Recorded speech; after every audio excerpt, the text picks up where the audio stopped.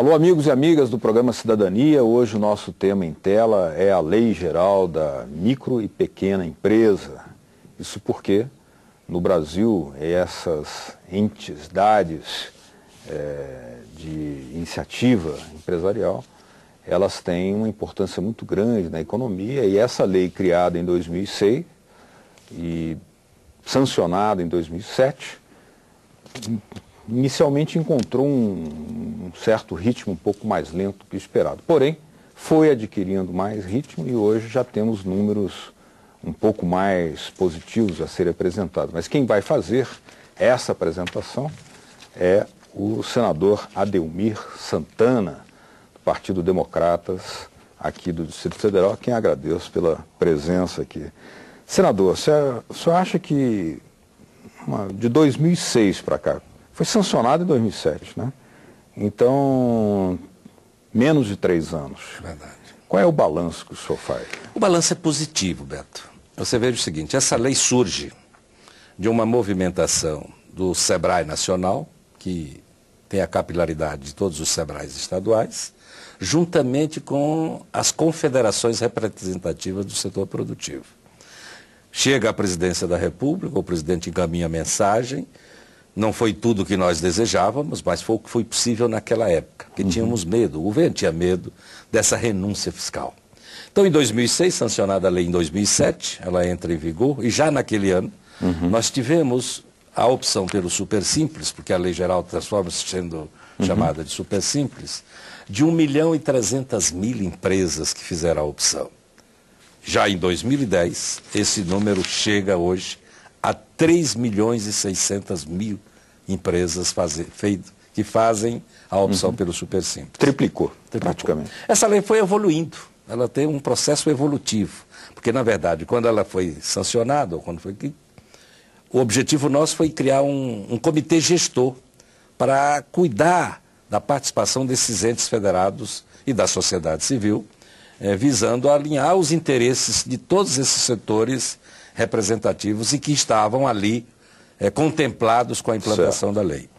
Em 2007, foi a primeira grande alteração, nós corrigimos, e eu fui o relator aqui no Senado, corrigimos as distorções que havia nos ICMS, dos estados, resgatamos os regimes estaduais que eram melhores do que a própria lei, foi resgatado e garantido isso, esses benefícios permaneceram, e procuramos equalizar a cobrança diferenciada que existia de alíquotas do ICMS. Naquela oportunidade já incluímos novos setores, porque o governo viu que não era tão grave assim o medo da perda de receita. Incluímos novos setores que poderiam ser beneficiados com a lei geral, com o Super Simples. Em 2008, esse foi feito em 2007, a lei 127. A primeira era a lei 123. 123 2006, 127 2007. Em 2008, novamente, novas alterações na lei geral. E aí foi quando nós criamos a figura do empreendedor individual. Além das alterações que fizemos no comitê gestor, criamos o comitê gestor de Rede Sim, que é um processo de desburocratização das juntas comerciais e que trabalham agora de forma organizada dentro do mesmo diapasão no país inteiro. Nós nacionalizamos, portanto, a Rede Sim em todo o país, com o mesmo procedimento em cada estado. Foi criado também a figura do agente de desenvolvimento regional. Para quê? Para que os municípios tivessem pessoas ou pudessem instituir essas pessoas que foram treinadas ou que estão sendo treinadas pelos SEBRAEs estaduais, objetivando dar ao município a possibilidade de inclusão e de entender o que era a lei geral. E naquela oportunidade, novas inclusões de novas categorias, por exemplo, academias, laboratórios, ensino médio, escolas técnicas, cursos livres.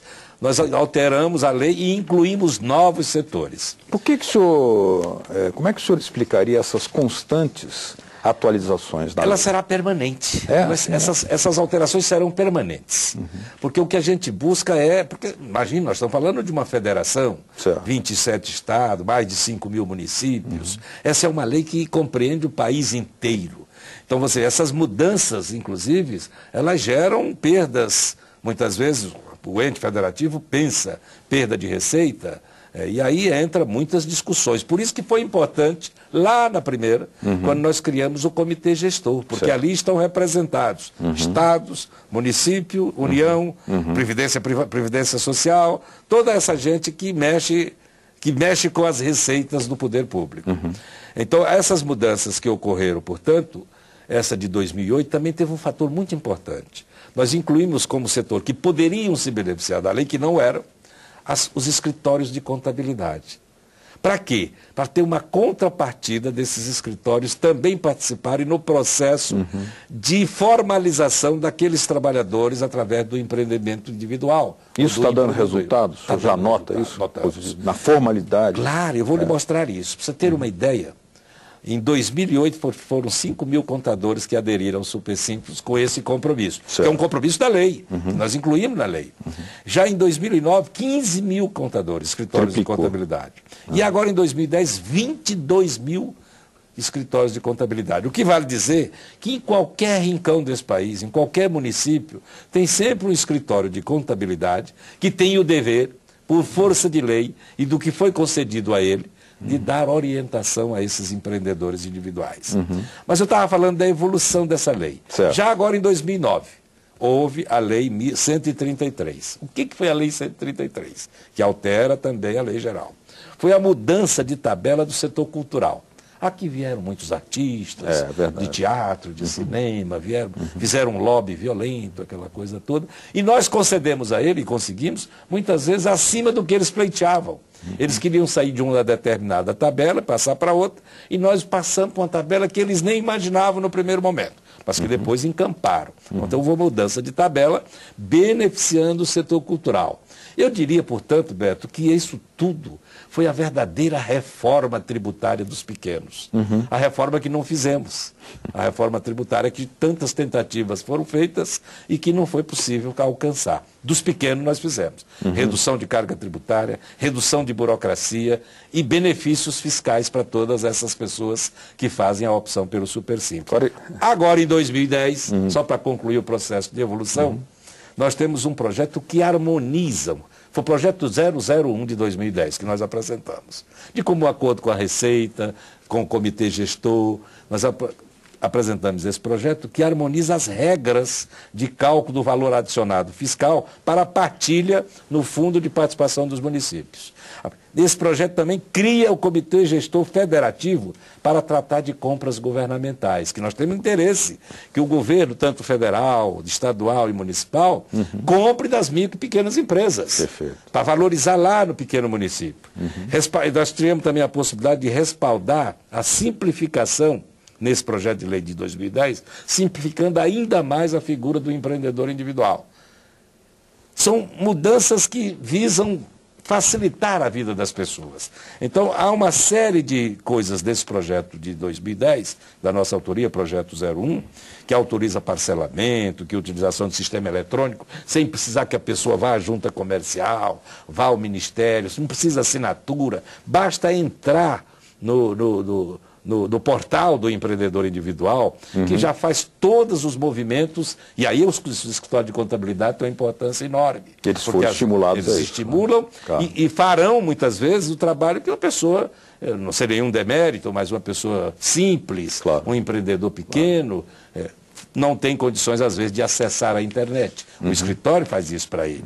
Então, houve, eu diria, também nesse projeto, a gente muda o perfil, melhora o perfil do agente de desenvolvimento, aliado à experiência já e à própria formação.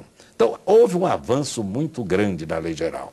Só para dizer, nós dissemos aqui fora do ar, mas em 2007, 1.300.000 empresas, em 2010 já chegamos a 3.600.000 empresas. É uma evolução significativa. E na figura do empreendedor individual hoje, está em média 2.500 empreendedores que buscam o registro como empreendedor. Isso é uma revolução, porque existem pesquisas que indicam que no Brasil existe dessas categorias, que são muitas, quase 400, costureira, sapateiro, borracheiro, enfim, muitos, que vivem à margem da economia. Eles não existem, eles criam as famílias e tal, e muitas vezes eles têm uma baixa estima pela atividade que exerce. Se o filho pergunta, o que o senhor faz, pai? Às vezes em algumas regiões do país chama de marreteiro, outras chama de trambiqueiro, chama de mangaio. Isso depende de estado.